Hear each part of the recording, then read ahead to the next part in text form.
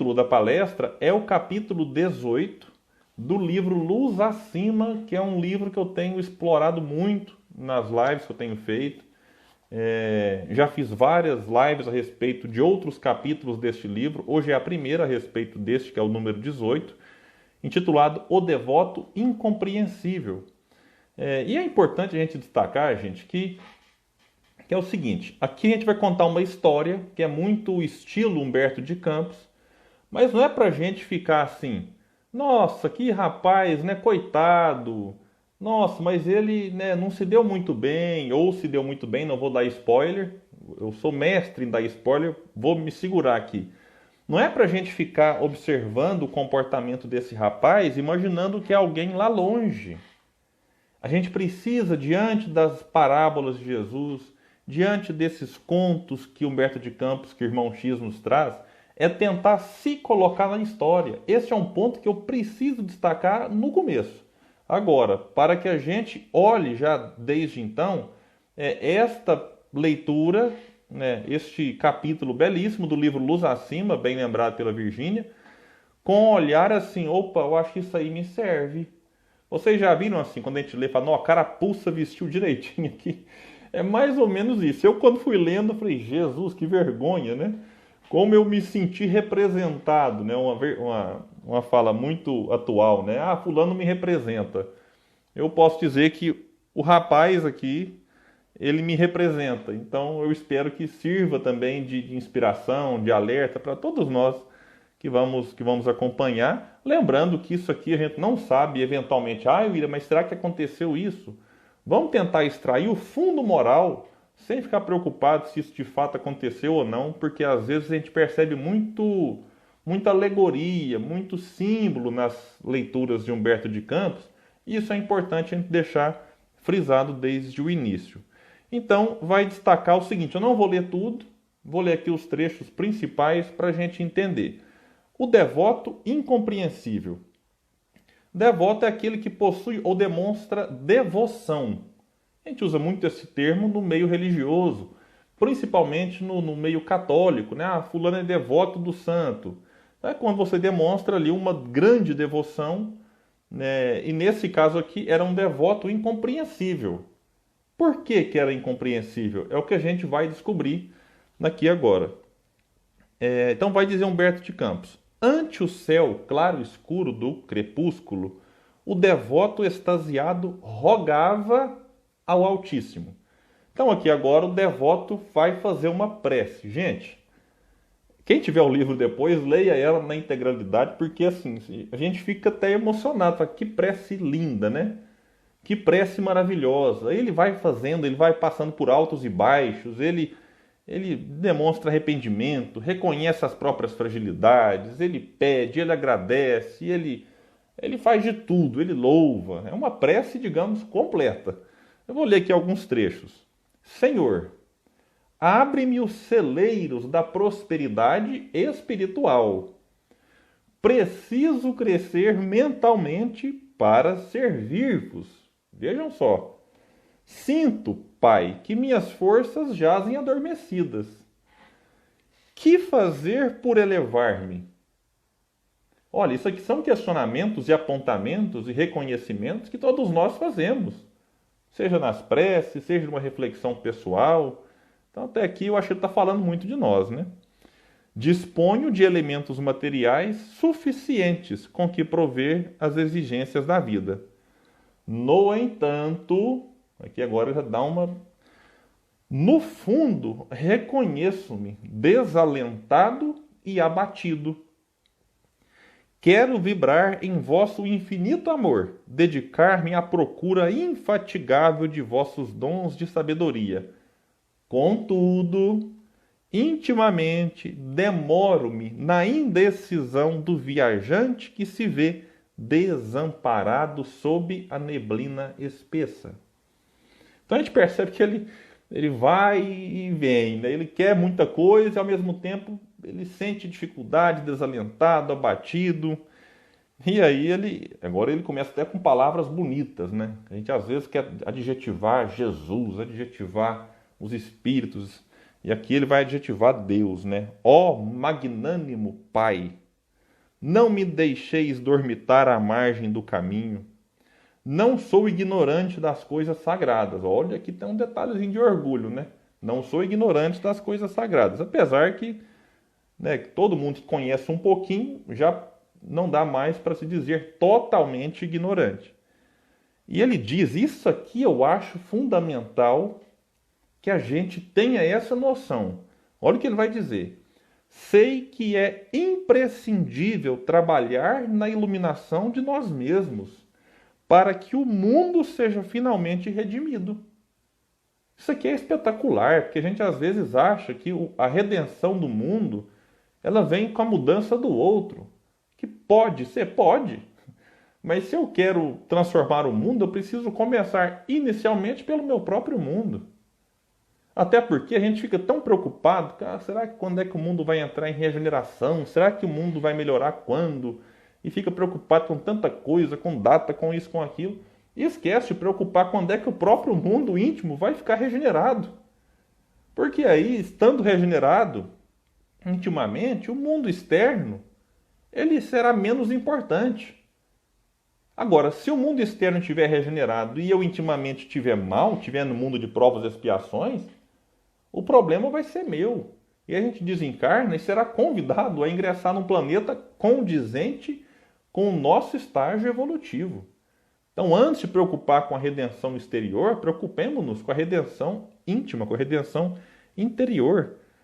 Olha aqui, isso aqui também eu achei demais. Estou informado de que a vossa vontade impera sobre a nossa, mas aprendi desde muito tempo que a nossa colaboração individual é indispensável na execução dos programas salvadores. Então ele reconhece, a vontade de Deus é soberana, mas ela não prescinde do nosso auxílio, do nosso trabalho, do nosso esforço. Isso aqui, como a gente brinca na internet, não merece palmas, merece o Tocantins inteiro, né? Porque isso aqui é de uma verdade, é de uma grandiosidade, que ao mesmo tempo, se a gente reconhece só, não, Deus está no comando. Aí a gente fica numa condição passiva. Não, deixa que o mundo vai melhorar. Aqui ele reconhece, opa, Deus está no comando, mas eu preciso fazer a minha parte. Este é um ponto que a gente muitas vezes falha. E aí ele, para concluir esse trecho da leitura, ele vai dizer, todavia, como avançar se me faltam recursos ao espírito? Aí ele pede ajuda. Ajudai-me na superação de mim mesmo. Que quando ele pergunta o que me faltam, né, recursos, me lembrei da questão 909, quando Kardec, quando pergunta lá aos espíritos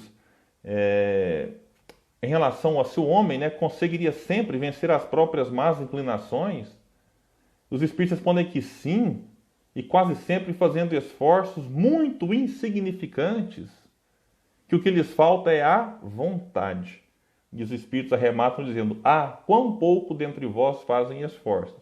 Então o que nos falta muitas vezes, respondendo ao nosso querido amigo, que não tem nome, é só o devoto incompreensível, o que nos falta muitas vezes é a vontade, mas é aquela vontade firme, não aquela vontade que desiste no primeiro dia, no primeiro dificuldade, no primeiro desafio.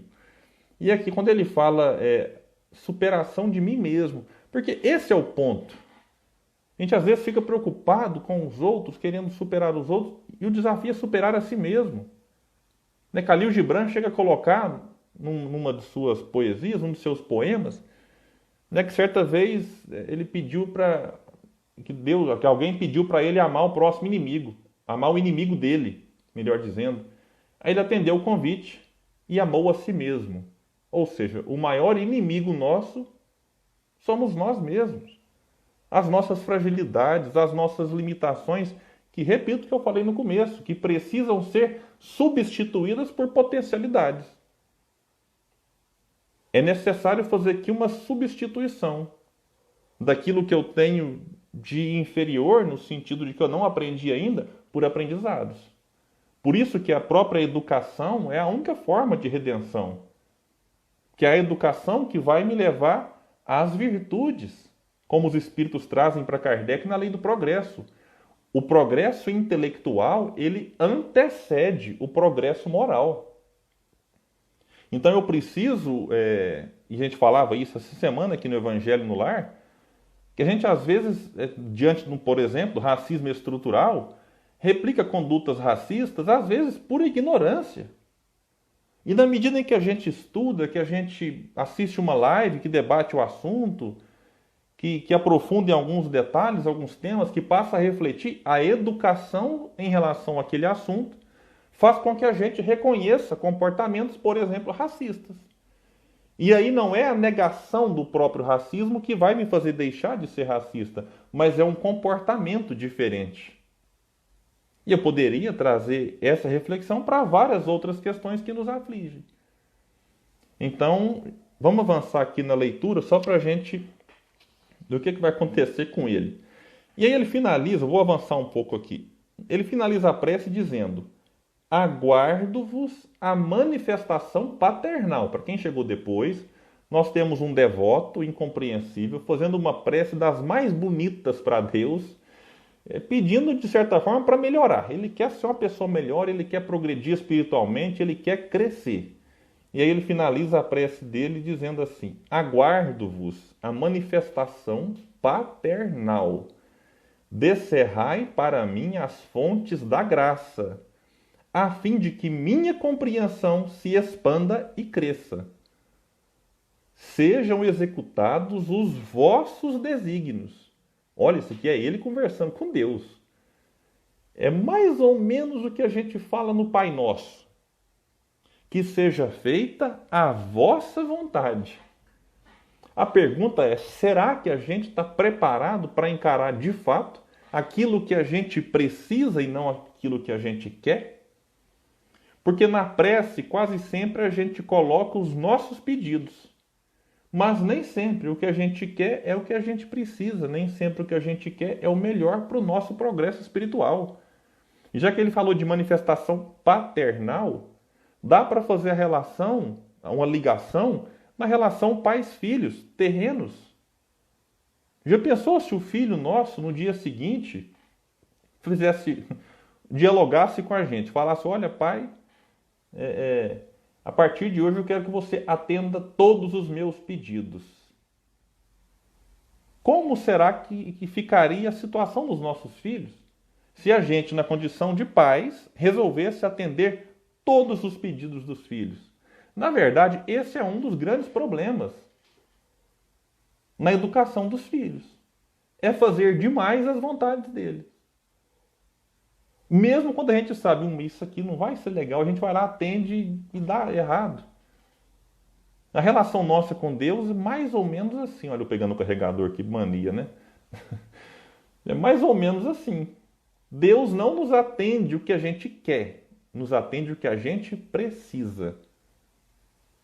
Ah, William, mas de vez em quando acontece de pedir, porque às vezes o que a gente quer é o que a gente precisa. E às vezes até atende para nos testar. E falar: beleza, deixa eu atender aqui para ver como é que vai ser a reação. E assim a gente vai refletindo. E aí, para fechar de maneira bonita a prece, ele lembrou, de certa forma, da saudação que Maria fez ao anjo Gabriel quando veio ali anunciar, né, a vinda de Jesus através dela. E aí ele diz assim: cumpra-se no escravo a vontade do Senhor. Agora ele se coloca na condição de servo, na condição de escravo, do tipo assim: Deus manda e eu obedeço. E aí, depois, eu estou rindo, gente, assim, não é nem de rir muito pelo que vai acontecer, porque vai acontecer aqui, olha, eu dando spoiler, uma certa tragédia, mas eu estou já, como eu sei do final, eu já fico vendo lá na frente o que ele vai aprontar. E aí vai dizer assim: depois da prece, levou o lenço aos olhos e enxugou as lágrimas que a contrição lhe trouxera. Então acabou a prece em prantos. Estava chorando muito. E a noite começava a enfileirar constelações no campo celeste.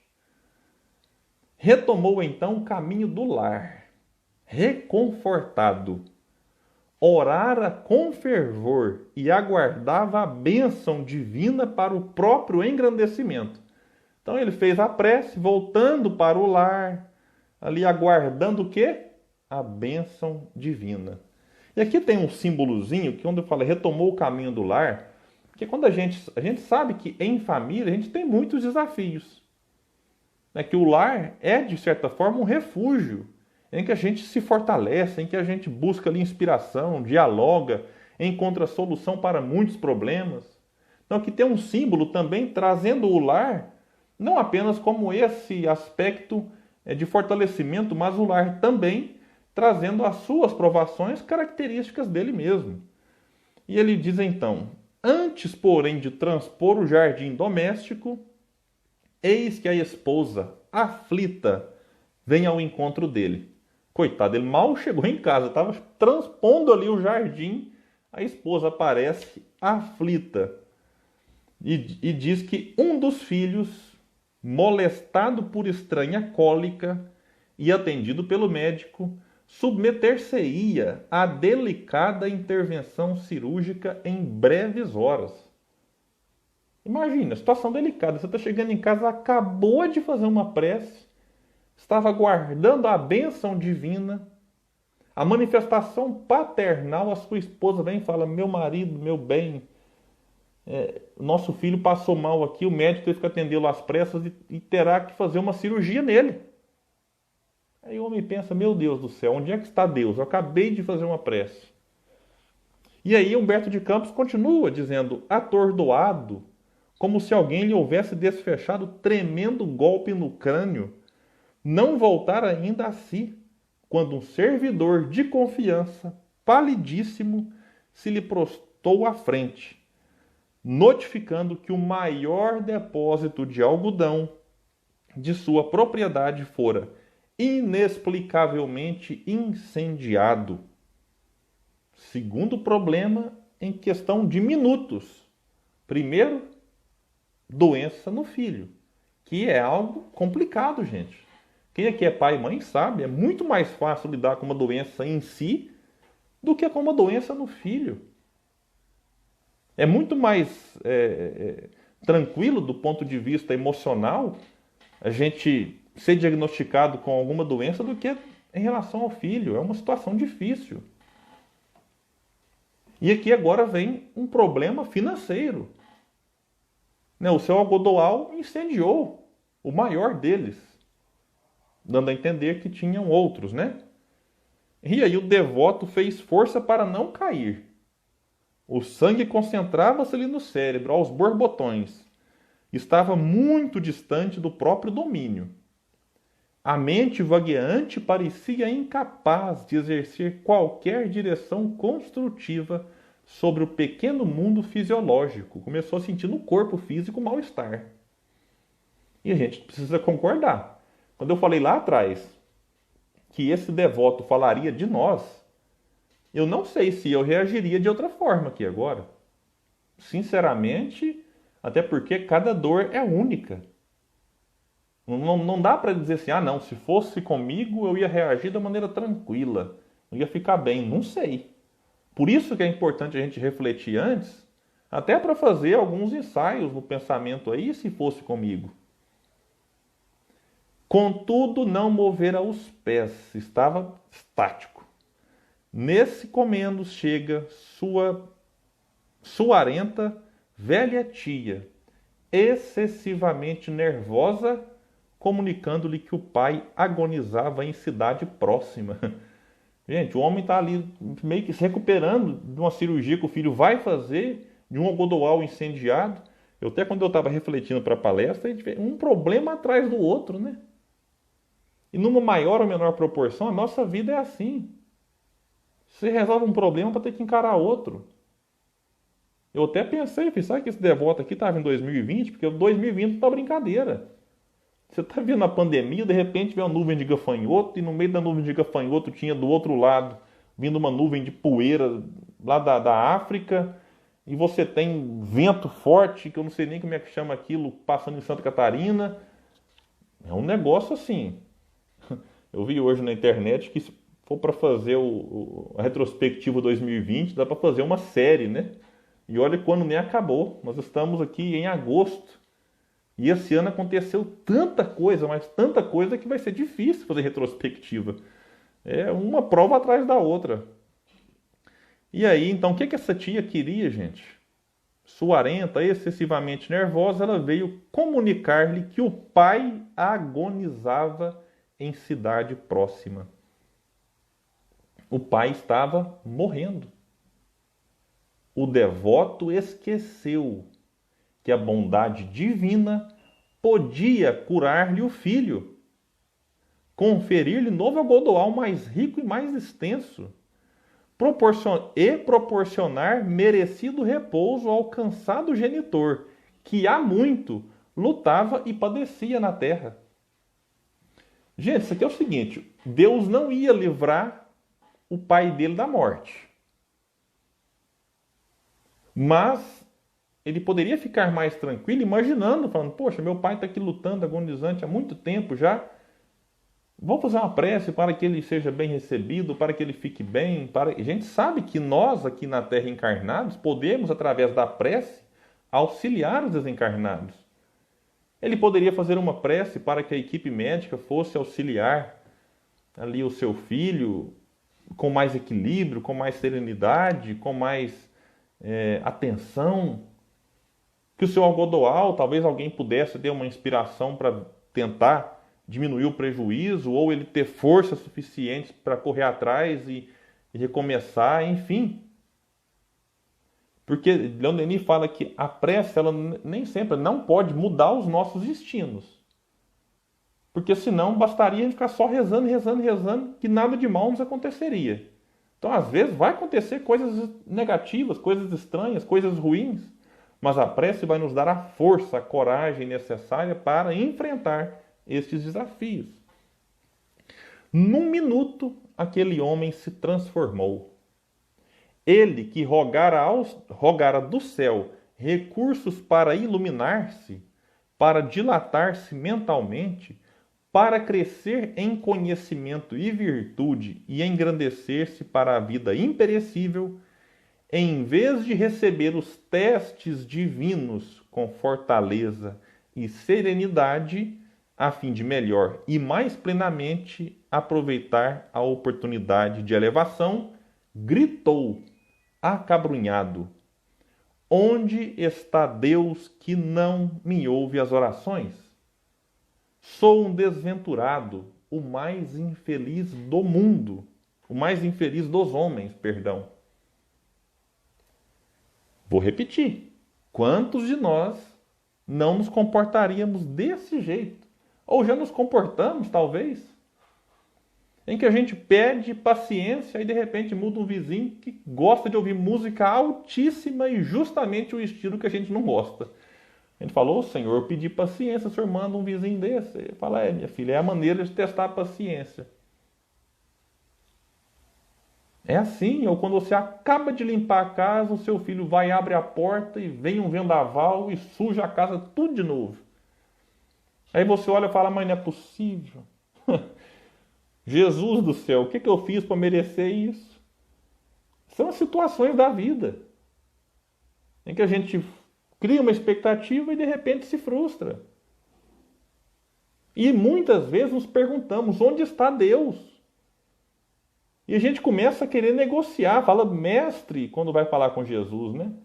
Eu que sou espírita, eu que faço tanto a caridade, eu que ajudo os pobres, eu que faço palestra, eu que coordeno estudos, eu que dirijo o centro espírita. Não daria para o senhor dar uma aliviada na minha situação?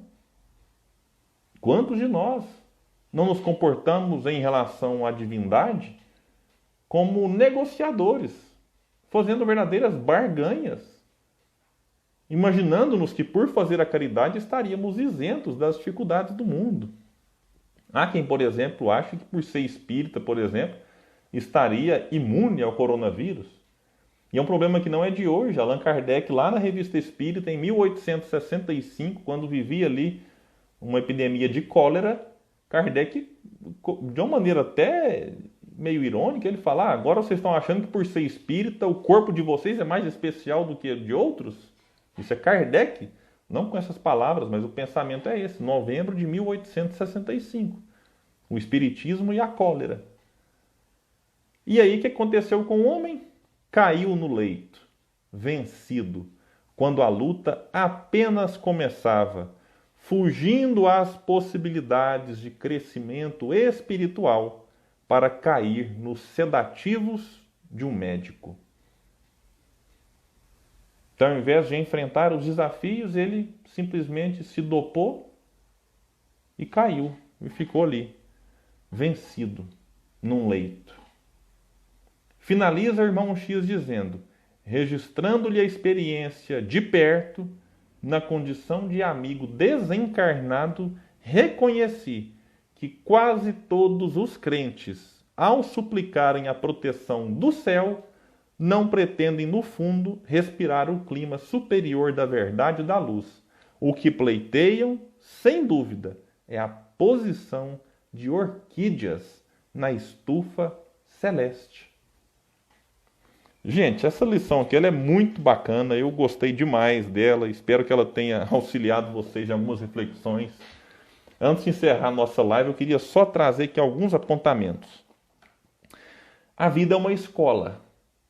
E o aluno, quando vai para a escola, mesmo agora no ambiente virtual, para aqueles que estão nesse sistema, ele não vai enfrentar ali só o recreio, só os momentos de distração, aquele período em que o professor, né, libera a turma, porque já fizeram as tarefas.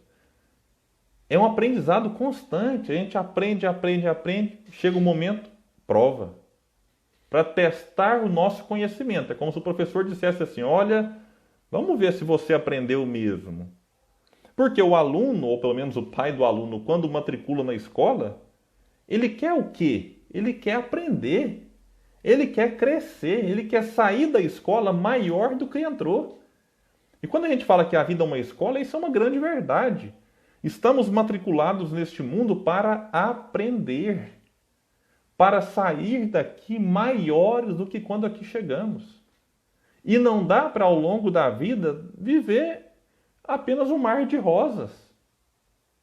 Apenas como uma orquídea numa estufa celeste.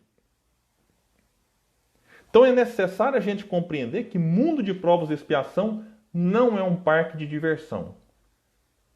Não precisamos também, gente, comemorar. Nossa, meu pai desencarnou, que beleza. Nossa, eu sou espírita, eu li lá um dia a lição O Devoto Incompreensível, eu quero comemorar a morte do meu pai. Ou eu quero comemorar a doença de um filho, um prejuízo financeiro. Não, não é nesse sentido. Aqui ele não falou que o erro estava em, às vezes, até a gente, entre aspas, ficar triste. Faz parte ficar triste, ter saudade, chorar, isso tudo faz parte. O problema dele foi se deixar vencer pelos problemas. Esse é um ponto. Chorar, buscar solução, isso é normal. O problema é que a gente confunde, acha que o Espiritismo veio tirar a nossa dor. Ou que Jesus veio tirar a nossa dor. O Espiritismo, como Kardec coloca, é o consolador prometido por Jesus. Não é o eliminador, o retirador. Jesus, num dado momento, ele vai nos dizer em relação ao alívio. Vinde a mim todos vós que estáis cansados e sobrecarregados, que eu vos aliviarei. E não retirarei as dores, retirarei os desafios, os problemas do mundo. Jesus nos oferece e nos promete o auxílio. Até porque na escola, voltando à relação da vida com a escola, se a gente se recusa a fazer a prova, a gente está só adiando o problema. Ou quando a gente, por um motivo ou outro, tem um atestado, uma doença, o professor depois só remarca a data. Ele vai nos dar aquela prova num outro momento. A vida é assim. Se eu me recuso a encarar uma prova de frente, daqui a pouco ela volta. Se agora eu não lidei bem com a morte de um pai, daqui a pouco tem a da mãe, tem a de um avô, de um tio, de um irmão, às vezes de um filho. Quantas mortes de entes queridos nós não teremos que lidar ao longo da existência? E um detalhe, todos nós queremos desencarnar velhos. Faz parte, instinto de conservação. A gente precisa pensar nisso. Quanto mais velhos morrermos, mais velórios iremos de entes queridos. Isso é um ponto. Leon Denis fala que essa é uma das dificuldades da velhice, que é de ter que se despedir muito de pessoas que ama, além das várias outras dificuldades. Então, meus amigos, já que a gente não deve comemorar esses momentos difíceis que a gente enfrenta, eu queria, para encerrar, trazer uma lição que o próprio André Trigueiro, ele vai trazer num de seus livros, o livro A Força do Um. O que aconteceu com ele, eu presenciei algo semelhante, que ele conta trazendo a história por um abacateiro. E aconteceu comigo, de frente ao local em que eu trabalho, em que a prefeitura passou e fez a chamada poda radical, em que corta a árvore. Eu confesso, eu não sei, deve existir alguma explicação para isso, mas confesso que me faz mal, sabe? Ver aquela árvore frondosa, bonita, mas que às vezes ela trazia riscos, enfim, não quero aqui discutir o aspecto legal, apenas dizendo que me causa assim, um desconforto. Uma árvore que eu estava acostumado todos os dias vê-la ali fazendo sombra, inclusive muitas pessoas deitavam embaixo dela. De repente, no dia seguinte eu chego, a árvore estava só 1 metro acima do tronco, 1,5 metros. Todos os seus galhos foram retirados. E aí a gente pensou, eu mesmo pensei, falei, puxa, mataram a árvore. Pois bem, aquela árvore de uma aparente morte, passado um período, eu comecei a ver brotar de novo, daquele tronco aparentemente morto, novos galhos, novas folhas foram surgindo e gradativamente, aos poucos, essa árvore vai se recompondo, vai se reerguendo. E eu trago isso para dizer que na vida, muitas vezes, diante da morte de entes queridos, doença de filhos, de familiares próximos, perdas financeiras, nós nos assemelhamos a essas árvores que sofrem da vida uma poda radical. Agora, o que a gente não pode é desistir. A gente está quase entrando aí no setembro, que é um mês em que a gente fala muito da prevenção ao suicídio. A gente não pode é desistir.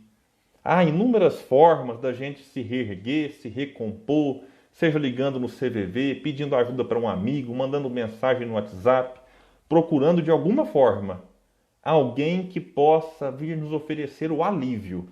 Porque quando Jesus diz, vinde a mim todos vós que estáis cansados, que eu vos aliviarei, muitos amigos cumprem na terra a função de ser um emissário de Jesus. Ou como Emmanuel vai nos dizer no livro Caminho, Verdade e Vida, embaixadores do Cristo.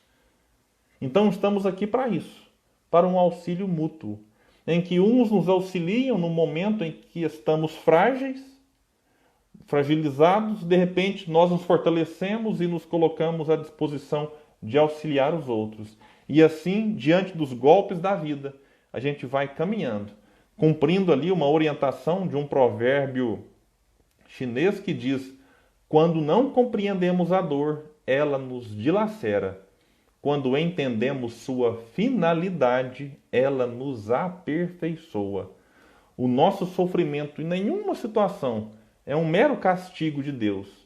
Tudo que a gente passa, tudo que a gente sofre tem como finalidade o engrandecimento espiritual, o aprimoramento pessoal.